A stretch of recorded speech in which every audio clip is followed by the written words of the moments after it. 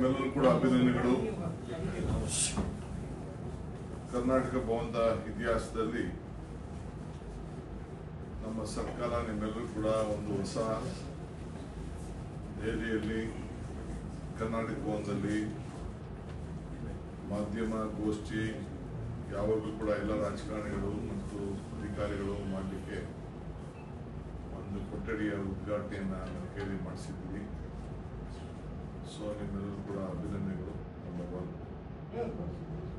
ಮೊದಲನೇದು ನಾವೆಲ್ಲ ಇದು ಕಾವೇರಿ ಅಂತ ಕರೀತಾ ಇದ್ವಿ, ಅಂದ್ರೆ ಜಲ. ಈ ದೇಶಕ್ಕೆ ನಮ್ಮ ಗಂಗೆ ಬಹಳ ಪವಿತ್ರವಾದ. ಗಂಗೆ ಇಲ್ಲದೆ ನಾವ್ಯಾರು ಬದುಕಲಿಕ್ಕೆ ಸಾಧ್ಯ ಇಲ್ಲ.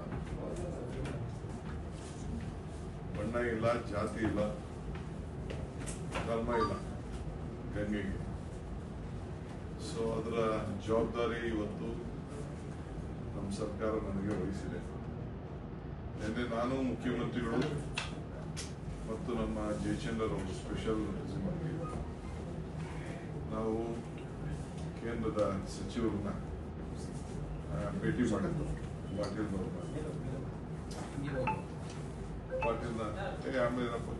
ಪಾಟೀಲ್ ಅವ್ರನ್ನ ಭೇಟಿ ಮಾಡಿದ್ರು.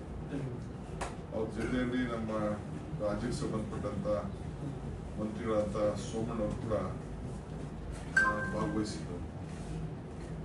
ವಿಶೇಷವಾಗಿ ನಾವು ಕರ್ನಾಟಕದ ಏನು ನಮ್ಮ ಆಲ್ಮಟ್ಟಿ ಜಲಾಶಯ ಯೋಜನೆ ಇದೆ, ಅದನ್ನ ಆರ್ಡರ್ ಏನು ಪೆಂಡಿಂಗ್ ಇದೆ, ರಿಸಲ್ಟ್ ಆರ್ಡರ್ ನೋಟಿಫಿಕೇಶನ್ ಆಗಿದೆ, ಆ ವಿಚಾರದ ಬಗ್ಗೆ ಪ್ರಸ್ತಾವನೆಯನ್ನ ಮಾಡಿದ್ದೇವೆ. ಅವರು ಎಲ್ಲ ರಾಜ್ಯಗಳನ್ನ ಕರೆಸಿ ಒಂದು ಮುಕ್ತ, ಯಾಕೆಂದ್ರೆ ಈಗಾಗಲೇ ತಮಿಳುನಾಡು, ಇದು ಆಂಧ್ರ, ತೆಲಂಗಾಣ ಎರಡು ಕೂಡ ಈಗಾಗಲೇ ಡಿವಿಷನ್ ಆಗಿ ಅವರದ್ದು ತೀರ್ಮಾನ ಆಗಿದೆ.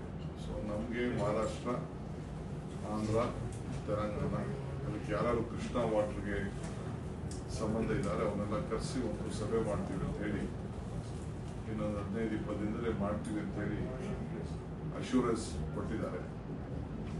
ಸೊ ಮಾಡಿದ್ಮೇಲೆ ಅವರು, ಯಾಕೆಂದ್ರೆ ಇದು ಯಾರಿಗೆ ಎಷ್ಟೆಷ್ಟು ನೀರು ಏನು ಹೈಟು ಆಗಿರ್ಬೇಕು ಅನ್ನೋದು ತೀರ್ಮಾನ ಆಗೋಗಿದೆ. ನಾವು ಕೂಡ ಈಗಾಗಲೇ 524 ಅಡಿವರೆಗೂ ಕೂಡ ಅಕ್ವಿಷನ್ ಮಾಡಲಿಕ್ಕೆ ನಾವು ಈಗಾಗಲೇ ಸಿದ್ಧತೆ ಕೂಡ ನಾವು ಮಾಡ್ಕೊಂಡಿದ್ದೇವೆ.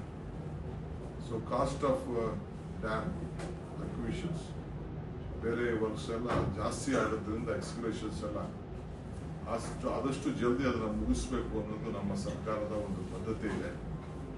ಆ ವಿಚಾರದಲ್ಲೂ ಕೂಡ ಅವ್ರು ನಮಗೆ ಸಹಕಾರ ಕೊಡ್ತೀವಿ ಅಂತ ಹೇಳಿದ್ದಾರೆ.